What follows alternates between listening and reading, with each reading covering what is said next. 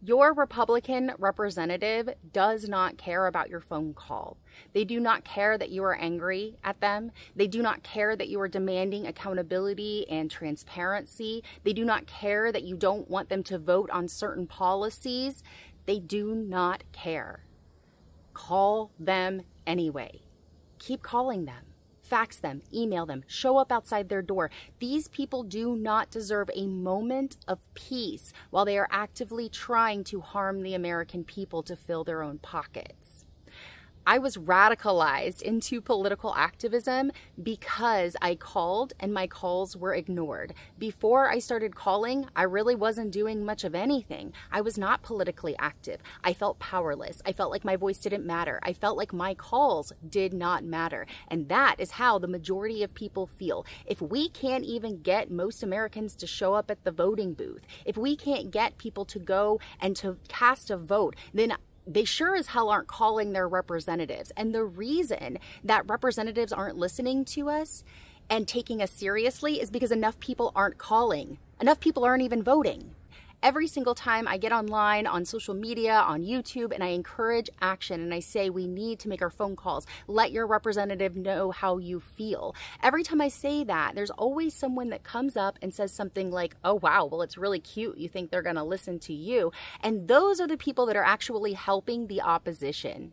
They are encouraging apathy, and they are helping those who want to harm us by discouraging us from taking the action that we need to take in order to actually preserve our future. I do not think that phone calls are going to win the resistance, but phone calls might be the first step someone needs to realize that they are being screwed over and being ignored, and that might propel them into further action. It is being ignored that causes us to get frustrated and angry, and we need that anger to move us to work and to act in more productive ways. And I am so sick of people telling me that these calls don't work and that what I'm doing is pointless, when making that call is the very thing that pushed me into action. That I'm doing a lot more than making calls now, and I am encouraging others to make calls, because if it's just me and a handful of people calling our representative, they have no reason to care. But if we can get 1,000 people, 2,000 people,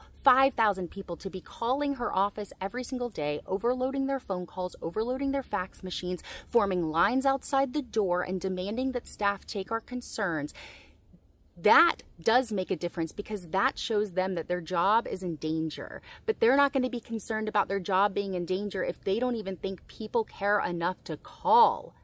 Your First Amendment right was not put there so you could just say whatever you wanted for the fun of it. The First Amendment was put there so that you have the right to always air your grievances and make your voice heard. And if you're not exercising your rights, why would our representatives ever think that you care enough to put in the work to defend those rights? And if they are trying to harm us, the least we can do is take away their peace. Don't let their staff just sit around on their cell phones browsing Facebook while they're helping their boss push policies and laws that harm us and fill their pockets.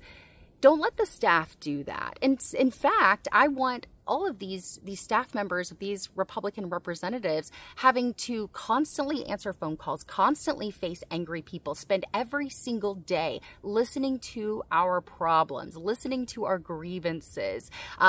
You never know if a staff member gets tired of it because they're not getting paid enough and they quit. And then your congressperson just lost a staff member. And then their entire campaign starts crumbling from within because we don't leave them alone and we don't lift up on the pressure. But the pressure has to persist. And even if you're not getting a response, even if they're not calling you back, you're adding to the overall voice of the people that the representatives need to hear. And once that voice gets so loud, the representatives start fearing for their job, fearing for their seat. And then they have to go out and they have to campaign harder. And when they campaign harder, when they're showing up at events, you get to show up at those events and you get to tell them what you think about them. You get to expose them for their lies in public in front of their constituents.